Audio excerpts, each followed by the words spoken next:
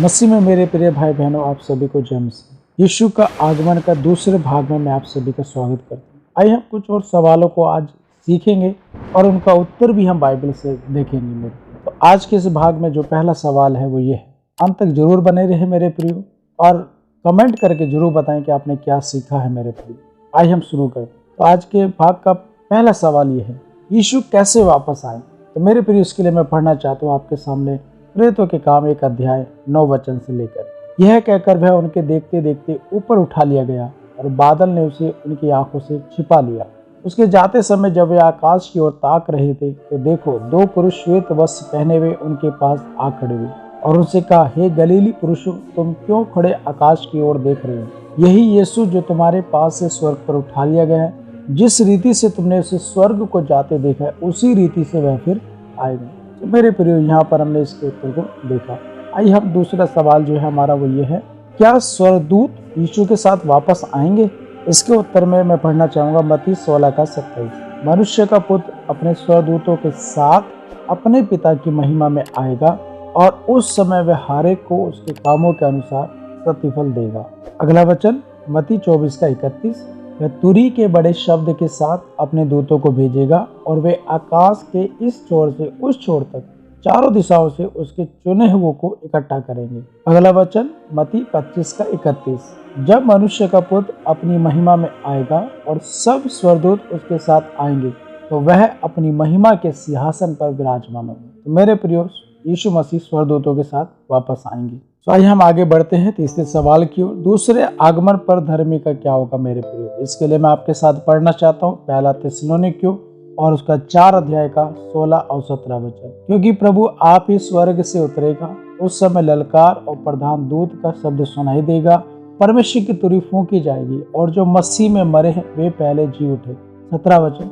तब हम जो जीवित और बचे रहेंगे उनके साथ बादलों पर उठा लिए जाएंगे कि हवा में प्रभु से मिले और इस रीति से हम सदा प्रभु के साथ रहेंगे। अगला चौथा सवाल, क्या मसीह के आने से दुष्टों का नाश होगा।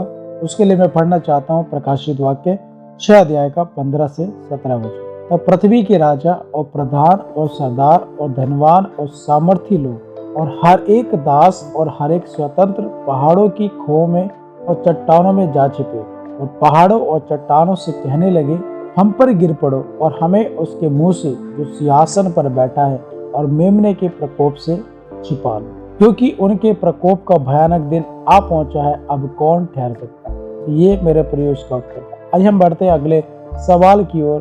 5वां सवाल जो है, हमें अमर शरीर कब मिलेगा। उसके लिए हम पढ़ते हैं पहला कुरिन्थियों 15 अध्याय का 52 से 53 वचन। यहाँ इस प्रकार लिखा है, और ये क्षण भर में पलक मारते ही अंतिम तुरही फूंकते ही होगा, क्योंकि तुरही फूंकी जाएगी और मुर्दे अविनाशी दशा में उठाए जाएंगे और हम बदल जाएंगे। क्योंकि अवश्य है कि यह नाशवान देह अविनाश को पहन ले और यह मरणहार देह अमरता को पहन ले। ये उसका उत्तर। आइए हम बढ़ते अगले सवाल की। यीशु वापस क्यों आ रहा है। बहुत ही महत्वपूर्ण। प्रकाशित वाक्य 22 अध्याय का 12 वचन। यहाँ इस प्रकार लिखा है, देख मैं शीघ्र आने वाला हूँ और हर एक के काम के अनुसार बदला देने के लिए प्रतिफल मेरे पास। हालेलुया।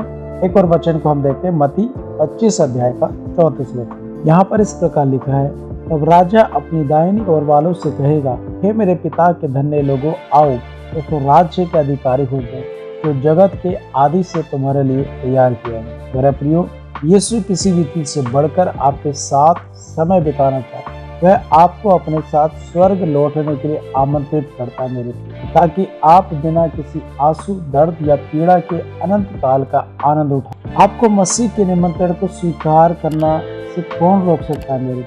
उसे अपने जीवन में प्रथम स्थान देने से आपको कौन रोके। मेरे प्रिय, परमेश्वर आपके साथ रहना चाहता है। तो वो आपसे प्यार करता है, उसने आपके लिए अपना प्राण दिया है और वो आपके साथ रहना चाहता है, आपको अपने साथ उस स्वर्ग में रखना है। तो आज हम एक निर्णय लें कि मैं यीशु के पीछे चलूंगा और उसके साथ रहूंगा और अपना जीवन उसके जैसे जीवन जैसा वो चाहता है। प्रभु संदेश के द्वारा आपको आशीष दे। जय मसीह। चैनल को सब्सक्राइब करें, वीडियो को लाइक